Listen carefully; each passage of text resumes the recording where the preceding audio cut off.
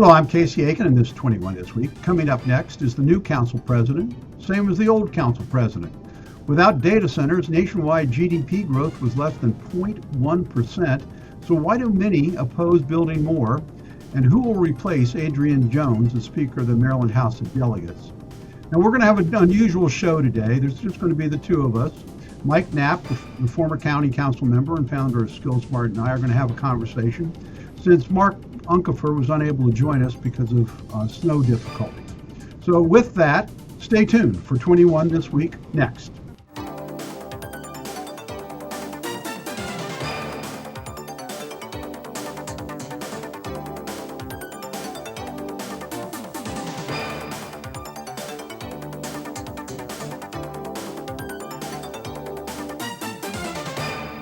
Every December, Montgomery County elects a new council president, but is the new leadership really a new direction, or is it the same progressive policies that have left many businesses and taxpayers frustrated?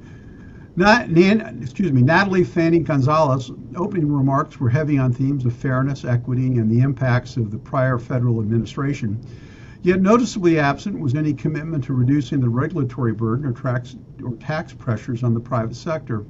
Mike, does anything in her agenda suggest a shift toward making Montgomery County more welcoming to the business investment? Or is this just another year of Montgomery County?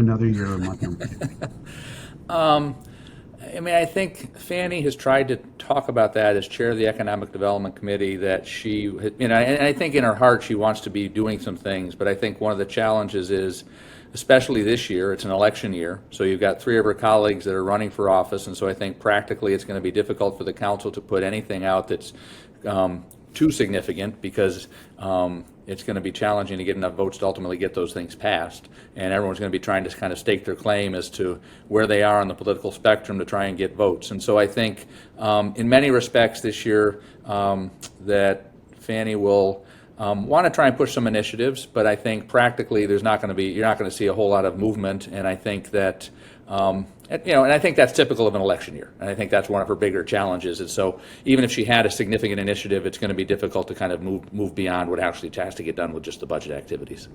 Was there any symbolism involved with having Marilyn Balcom as vice chair this year? As a vice president of the council?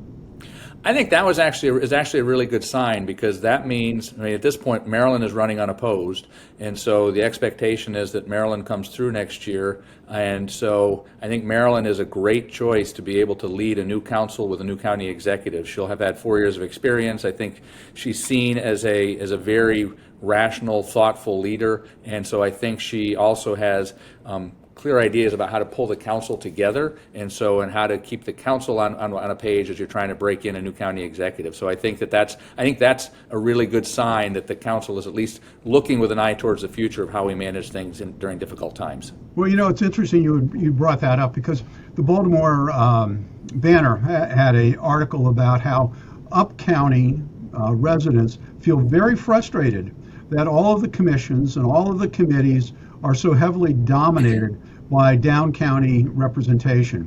Is this a signal perhaps to the up county voters that there's going to be some more balance to the governance of Montgomery County?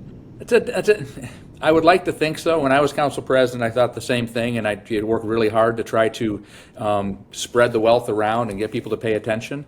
Honestly, I think one of the real challenges that we have right now, especially from the up county, there are two big ones. One is we now have 11 council members, which means that you have to convince more of your colleagues to understand what the up county is. So as a council member, I was one district, but I had 4 at-large members, and so I only had to convince 4 at-large members to get to count to 5 on an issue that was important. And so I could really work hard to get those folks to see the issue and get them to recognize that politically it was in their interest to vote for that issue.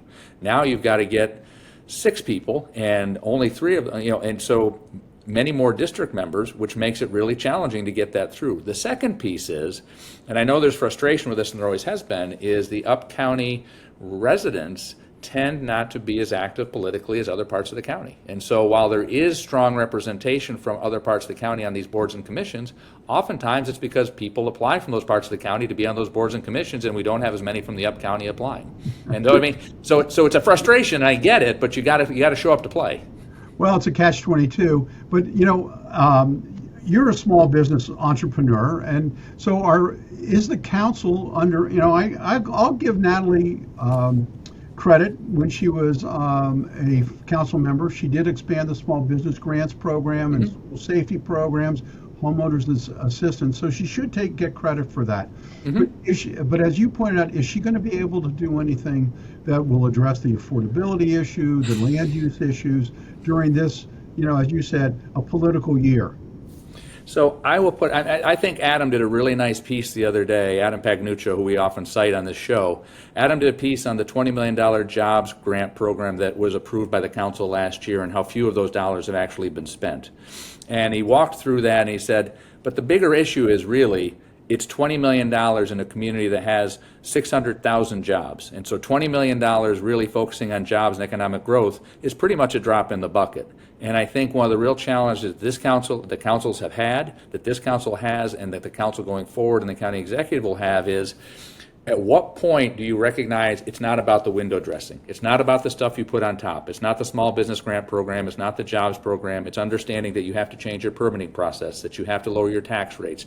That until you change the underlying fundamentals, the other stuff is just that. It's just window dressing, and it doesn't move the needle. And I think that that's a really hard thing for our policymakers to understand, especially when most of them aspire to be something else, and it's really focused on how do we make sure that there's enough taxes to provide the compensation levels that we want to do, and not really think about those hard things where you have to make real policy changes. Well, we'll talk about making real policy questions and decisions in our next topic when we talk about data centers. But before we leave the Montgomery County Council, the first press release that Ms. Fanny Gonzalez issued was about the Trust Act and the importance of passing the Trust Act. And I think many people do not, at least I don't quite understand why it's so important to pass this legislation when we already have policies in place that are protective of our immigrant classes. Yeah, I think it's good to be affirming. I think we are a very diverse community. I think that's a strength of our community. And I think it's good for us to reaffirm to our populations that we are there, we're supportive of them. That being said, I think you're right. I think we also have worked very hard so that most residents of our community actually know and understand that. I think one of the challenges that we face is we've not yet come into the crosshairs of the Trump administrations as it relates to immigration issues. I expect that will happen, and I think the county executive and others anticipate something in the coming, by mid-year next year. And so it's going to be very interesting to see. I think where are we really, as opposed to just kind of saying things and really being in a position to help protect the residents that we have in the face of ICE and other elements of the federal administration. Well, I mean, there is this contention between federal law and what people see as being too overly discriminatory against the immigrant communities. I mean, that's existing. But we got to change subjects because I want to talk about data centers. And without data centers, growth in the country would have been almost zero. Now, Prince George's County just came out with a plan as to address how and where to locate data centers. But keeping in mind that it takes 10 years to create data centers and get the proper transmission lines, why are we pushing, it seems like, all of this investment to Virginia, Pennsylvania, West Virginia, and not recognizing that down the road we're going to need these things? It's interesting. I was actually talking to some folks, some representatives I know, one of our county's engineering firms, who are helping to kind of address these issues between the data centers and the communities where they're proposing to go. And I thought their insights were interesting in that they acknowledged that early on, these data centers got dropped every place. And if you go through Northern Virginia, you will see them everywhere. And they are right next to neighborhoods, they're right next to facilities, and it's ugly. And so I think that, but I think even there, people are recognizing that it's important to understand, one, I think the scale of data centers, the magnitude and the number of data centers that we're going to have, and then how do you put this into a community and make this work, recognizing how necessary they are. And I think that balance is trying to get achieved. But I think in typical in Maryland fashion, we're, of course, swinging our pendulum as far to the other side as we possibly can and try to take all of those things into account, which, of course, is going to be a hindrance to getting any of them done. Well, I mean, here's what I fear, Mike, and it's mostly because I fear that down the road we are putting ourselves at risk for being locked out of tech investment.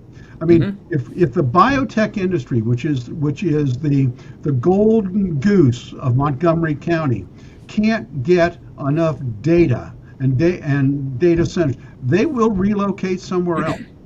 The presence of NIH, will no longer be the attraction. They will move somewhere else, and 10 years down the road, our job base is going to have disappeared. Well, and I think you've said this before on this program, that looking at our energy requirements and the energy strategy to ensure that those energy requirements can keep pace with not just the data centers, but just the general population, has got to go hand in hand with that, and to make sure if we don't have the energy investment, if we don't have the data center investment, we're not going to be in a position to compete. And I think it's a very real fear. And when you look at the lack of job growth we've seen over the last 5 years in the state, it kind of continues to reaffirm that. And so how do we put policies in place that recognize we need to safeguard communities to some degree, but also allow for us to be in a position to take advantage of this booming industrial element that we're not taking advantage of today? Look, we have to find a way to have high-paying jobs in this county. I mean, if you look at the average price of housing in this county, it's astonishing. Every new development that comes online, just like the one at the police training center, where they're coming online with 82 townhomes, they're all over $1 million. They're $1.5 million for these new townhomes. We can't. It's not sustainable for our population if we don't have a well-funded economic base. No, it's true, and it's both the good-paying jobs, and it's also having a supply of housing. If you don't have a supply of housing, you can't get there from here. You're not going to bring the cost of housing down by not building any housing. Well, let's go on from these boring topics of economics and talk about some real juice when we talk a little gossip about who's going to succeed Adrienne Jones as Speaker of the Maryland House of Delegates, and why redistrict. Why don't we just give Western Maryland to West Virginia and be done with it? Stay tuned when we come back from this short break. In an unexpected announcement, Maryland House of Delegates Speaker Adrienne Jones, the first woman and first black legislator to hold the position, has announced that she will step down before the 2026 session after 6 years in power. And her sudden absence from public events and federal and fundraising prompted speculation about internal political maneuvering in Annapolis. All right, Mike. Adrienne Jones broke the historic barrier. She was the first black woman to lead the House of Delegates. And how significant is her legacy for representation and her opening leadership pathways for women and minorities in state government? I think Adrienne has done a fabulous job. I mean, she is a person who was well respected coming into the position, and she took that respect and stature that she already had to really try to make sure that we're paying attention to and taking care of those in our community who we tend not to. She understood where she came from, she understood our underserved populations, and she worked very hard to ensure that we were trying to make those populations more visible, and she worked hard at doing that. And I think she did a very nice job. At the same time, she also really emboldened the progressive parts of the legislature, and was seen as a very progressive leader. I think with Senate President Ferguson, she was both complimentary and a bit of a foil, and so I'll be very curious as they move forward how that element of progressivity, or seen as progressivity in the House, continues to carry forward. Well, what was interesting, and we can talk about her. I mean, we can talk about her progressive agenda, how she was, in favor of abortion protections and historically funding black colleges and universities. Mm-hmm. The two greatest sins, I think, of course, are the blueprint for Maryland's future, which was an economic reform plan that was unfunded, of course, and has caused great problems. But also the fact that the legislature challenged and changed the dynamics between the governor's office and the legislature. They've reduced some of the powers that the governor's office had, and particularly when it comes to preparing the budget and Right. and setting priorities. Well, I think the blueprint, again, and this is not certainly a binary thing. So the blueprint was important. I think Maryland has to reaffirm its commitment to education. Our test scores, like many jurisdictions, are down.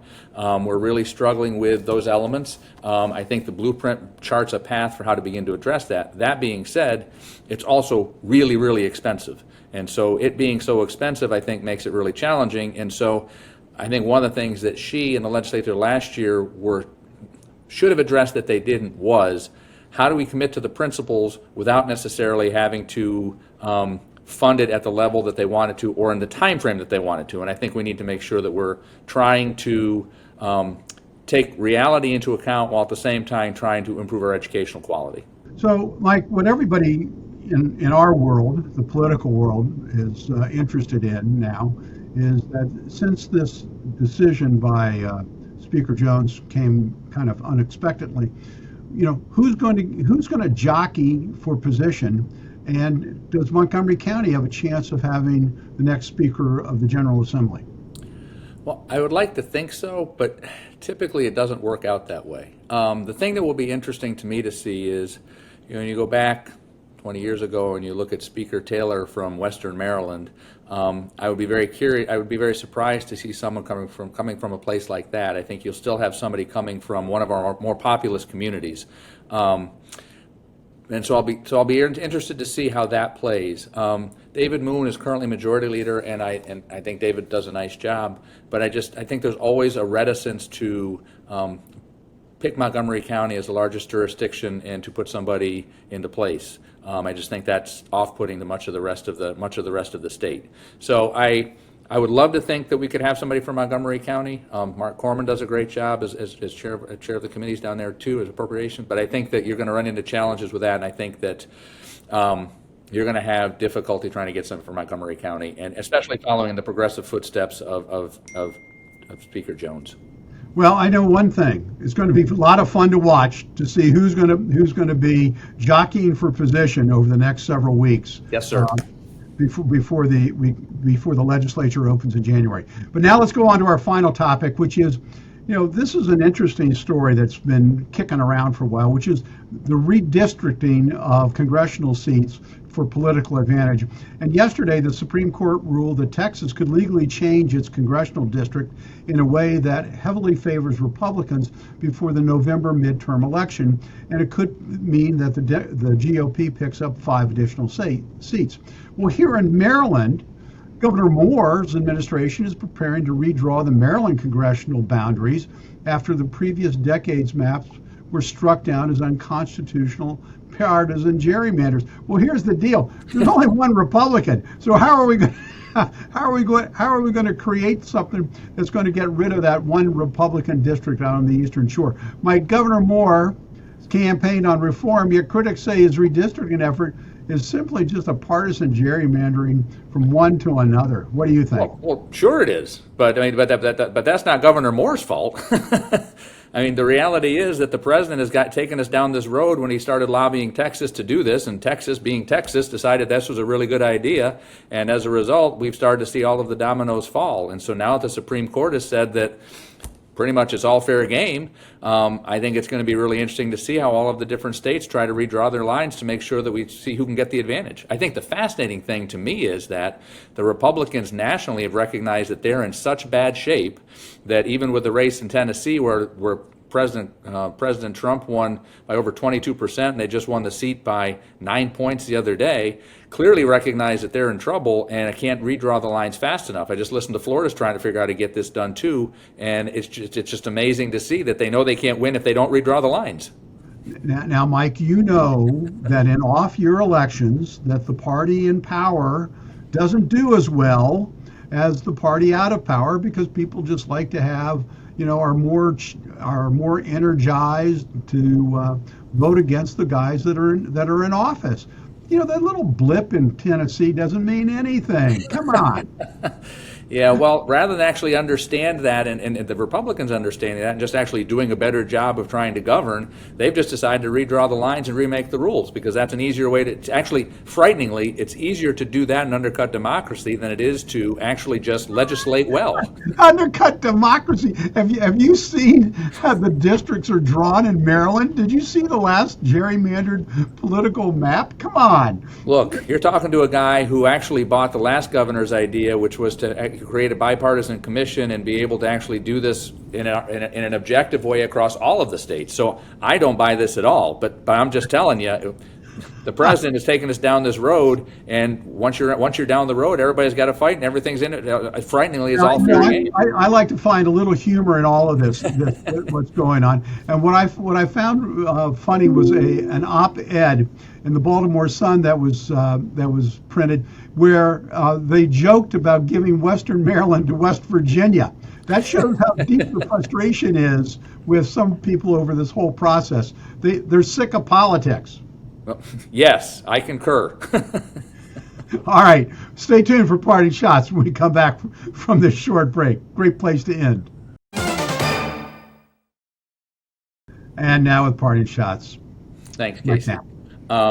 So as we approach the holiday season of all faiths, I think it's important for us to continue to remember, and this has been a theme I've been on in our parting shots for a while, we are seeing challenges across all of the socioeconomic spectrums and all of our ethnic divides within the community. And so as people are looking, I just urge you to please pay attention to your neighbors, pay attention to the folks down the street, see if who are those in need, who might not necessarily be coming through a nonprofit organization or something like that, but just help out where you can. And as you look at your year-end giving, please make sure that you find those organizations who can provide basic sustenance, food, housing, nourishment, to be able to ensure that those among us who need more actually have some through this holiday season and then going into the winter months. Those are wonderful sentiments, Mike. Thank you so very much. And I just want to take the opportunity, because at this time of the year, in addition to thinking about our neighbors, we also have to keep in mind about Pearl Harbor Day, December 7th. We're taping here on December 5th from our nice warm studio and our offices. And just remind all about the greatest generation that is now slipping away. It's been 84 years since Pearl Harbor Day, and many of those young men and women are no longer with us. But they did have a remarkable sacrifice, and they established a wonderful guidance for our country and the guidance of the whole free world. So I want to take an opportunity to think of them. We have 2 more shows before the end of the year, and we're going to have an exciting panel of experts on. And I want to thank the audience for tuning in each and every week to Montgomery County's hardest-hitting political talk show. And I want to thank Mike Knapp for having to suffer through my questions on this nice snowy day in December. For 21 This Week, I'm Casey Aiken.